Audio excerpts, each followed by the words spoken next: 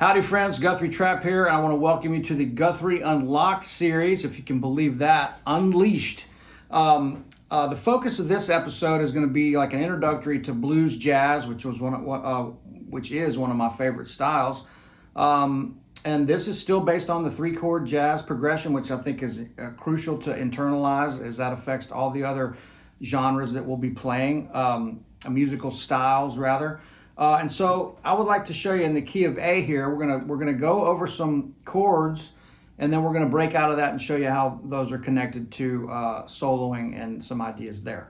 So the chords A7, D7, E7. But instead of playing these big giant bar chords, I'm gonna reduce this down to the crucial three notes: the root, the flat seven, and the major third. And these like really clean voicings are called like, I call them the Freddie Green chords, because he used to play rhythm guitar. And these really are punchy, they're clean, they're not muddy. And so in the key of A, my middle finger is gonna go on the 5th fret A note, E string.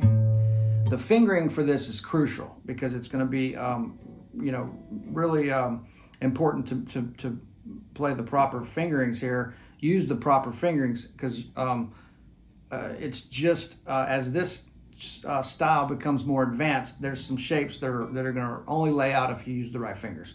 So anyway, middle finger, 5th fret E string, ring finger, 5th fret D string, the flat 7, the G note, then the major third, C sharp on the G string, 6th fret. So that gives you everything you need: the root, the flat 7, and the major third. Now I'm going to mute inadvertently. I'm muting the A string, and I don't want to hit the B or the E string. So that is going to sound like this. Really cool for comping, right? So then when I go to D7, the 4 chord, that tritone, the major third and the flat 7 of A, goes down just a half step, and that inverts to now that's the flat 7 and that's the major third of the D chord. Might be a little bit more information than you need right now, but that's what's happening. I like to be thorough in teaching this stuff so you know where it's coming from.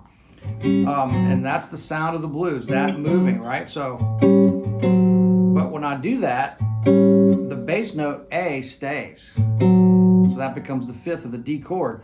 But I don't want this muddy third there, so I'm keeping it nice and clean.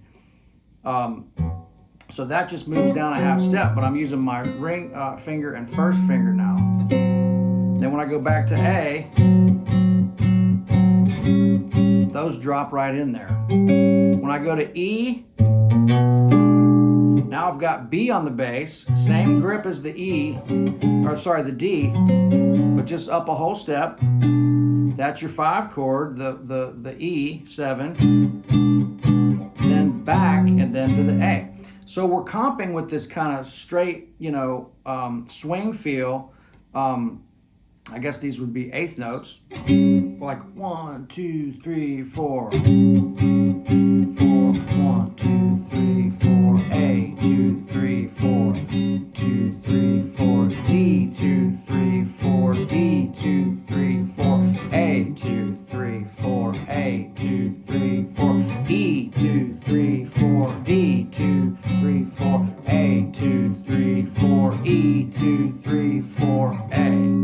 So that would be your whole progression. So you can see it's a little bit more of a sophisticated sound of the blues. It's more of a jazz blues, swing blues, instead of this. Now that's great too, but this is a little different style. So when I'm playing these 3 chords, I'm still in this area. I'm still in the same position of this big giant A chord, which is all these notes. So when I go to play a solo for this style, I'm going to be down here. I want to get out of this lower rhythm area, and I want to get up to here to my notes I can use for playing lead. So out of this chord, there's my A7. I'm still thinking my A-shaped D7 and my C-shaped E7. Even though I'm playing these other versions of these chords, that's okay. It's all the same. So as I break out of this, the blues pentatonic, because that doesn't work as well because we've got that strong major third in there. So I want to play more of a B.B. King style almost, where I'm going up like a major idea out of these chords, really targeting the root, third, fifth, sixth, root, right? So that little line.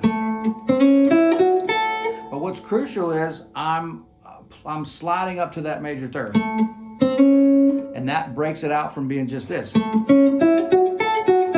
because that's pretty white bread. There's no grease there, right? So I want to grease it up a little bit, and then and you can see that's coming right out of that A chord, which is connected to this big bar chord, right? So, and I'm in the right hand position. That is crucial.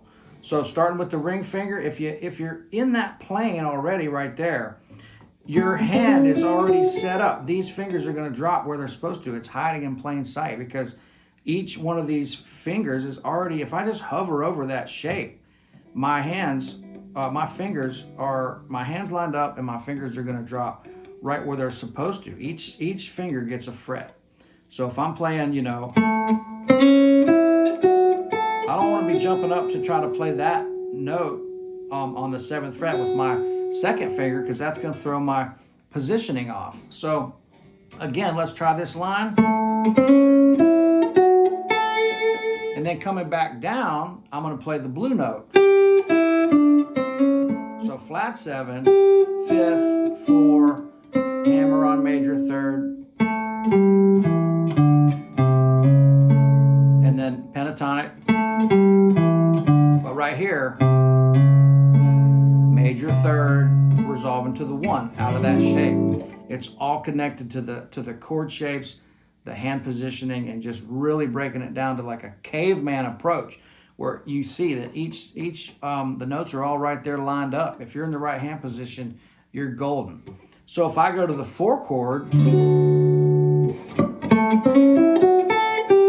soon as I hit that A7, I'm kind of insinuating that I'm going to the 4 chord. So there's my notes that I'm going to use in the 4 chord, D7. So there's my major 3rd. I want to target that major 3rd. So I'm going to do a little note leading here. I'm going to go, then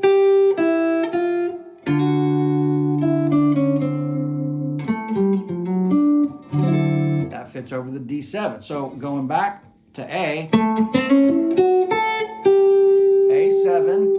then up to that, I'm walking up, note leading up to that major 3rd of the D chord. Then walking down from the major 3rd to the flat 7 to really cover all the notes that make up that chord. I mean, this is crucial to get the sound of the root, the flat 7, the major 3rd. Those are your chord tones for the dominant 7 sound. And so that's the idea. So as soon as you hit that really marks D7.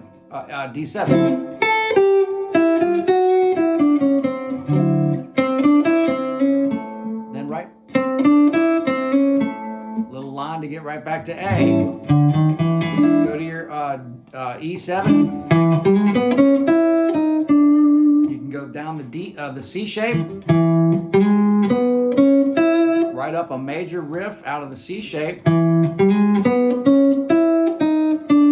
chromatic to E7, back to the major 3rd. And you can see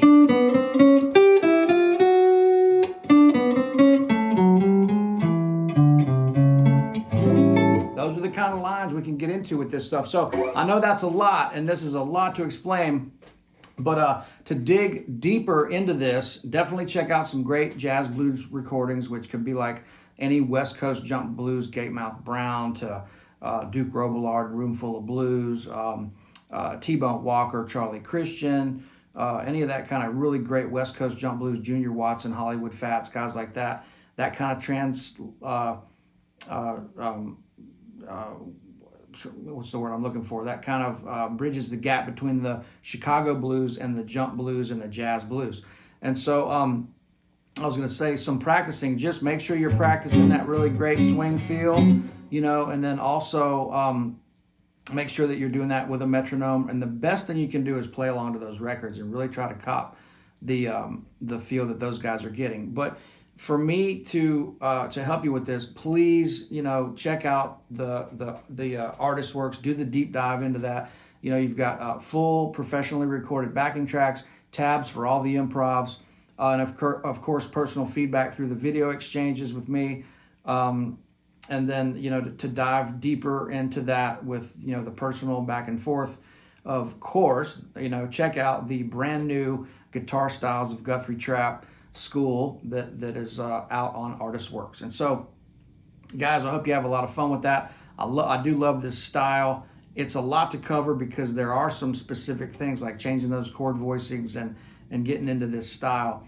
But like I said, with the ArtistWorks video exchanges, we can go back and forth and really unlock the secrets of one of my favorite styles to play. So guys, thank you so much. We will see you down the road. And just thanks for being a part of this family. All right, see ya. Thanks.